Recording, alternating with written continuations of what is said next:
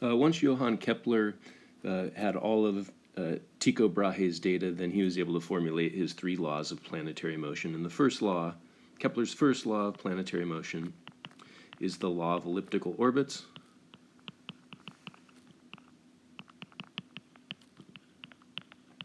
Now these are referred to as Kepler's laws of planetary motion.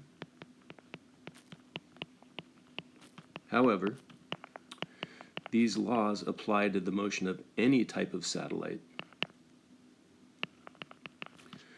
Whether natural satellites of the sun or man-made satellites of the Earth, you name it, for any object that orbits another due exclusively to the force of gravity, then the three laws, the law of elliptical orbits, the law of equal areas, and the law of harmony hold true. So in any case, here we have an exaggerated diagram of an elliptical orbit. There are no major planets of our solar system that orbit with an elliptical path with this large of an eccentricity.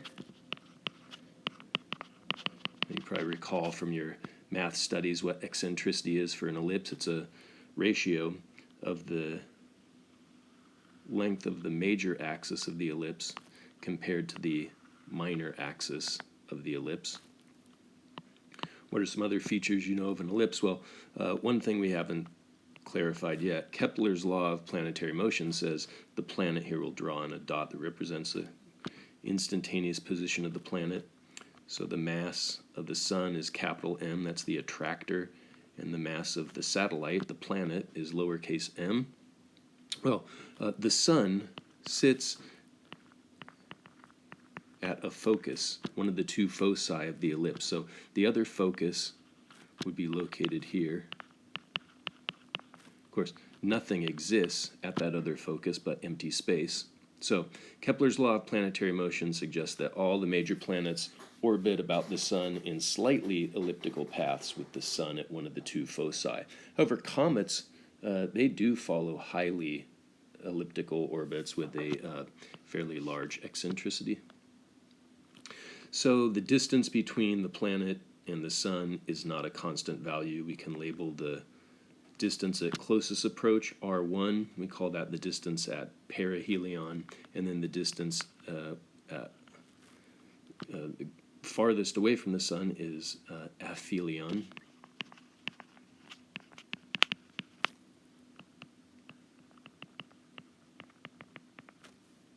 So if we imagine a very small value of time, instead of t, we imagine some value dt, then the planet travels a fairly small distance in that amount of time, and we can see that we can approximate this area as the area of a triangle. As long as dt is small, then this little region here is negligible, and we can approximate the area swept out by the imaginary line connecting the planet and the sun as a triangle.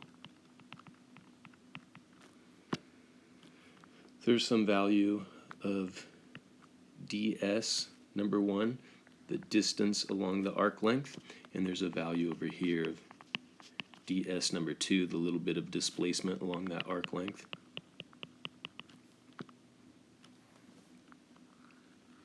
So if we label that a little better, here we have the same diagram. Let's put in some velocity vectors. So when the planet is at perihelion, velocity number 1 is a fairly long vector. When the planet is at aphelion, then the velocity vector is smaller. And we know that just based off of the law of conservation of angular momentum. If we multiply the mass of the planet times its velocity at perihelion times the distance at perihelion, that represents the angular momentum of the planet. If we multiply the mass of the planet times velocity 2 times r2, that's the angular momentum at position number 2, but because angular momentum is conserved, those two calculations for angular momentum should be the same. The reason angular momentum is conserved is pretty simple. There's zero net torque acting on a planet. So remember, torque is the cross product of force with lever arm. So if we put the planet at any random position, let's say here, then the force vector points directly inward toward the sun, and the radial vector points directly outward. So the angle between the two, they're collinear, and so our net torque is equal to 0. And when net torque is 0, then initial angular momentum and final angular momentum must be equal. We can clearly cancel mass out of the equation.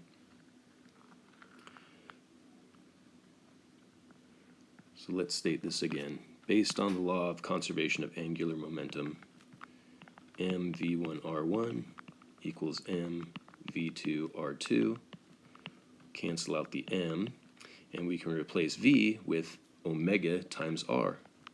Omega 1 r1 times r1 equals omega 2 r2 times r2. We also know that omega is radians per second as opposed to meters per second. In other words, it's d theta dt. So d theta 1 dt times r1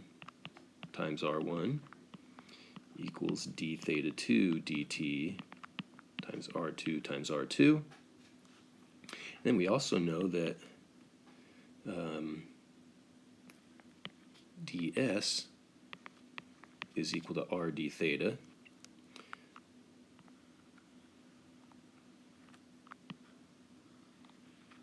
We can cancel out the dt on both sides of the equation. So now we have ds1 r1 equals ds2 r2. And no reason we can't multiply both sides of that expression times 1/2. So 1/2 ds1 r1 equals 1/2 ds2 r2. But what would that be? Well, ds is the base of a triangle, and r1 is the height of the triangle, and the area of the triangle is 1/2 base times height. So 1/2 ds1 r1 is just this little bit of area swept out in a small amount of time, dt, that we would call dA number 1.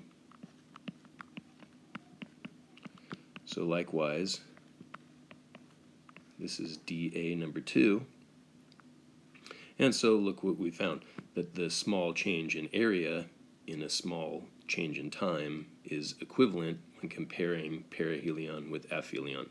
So this is why we call it the law of equal areas. And that's Kepler's second law of planetary motion.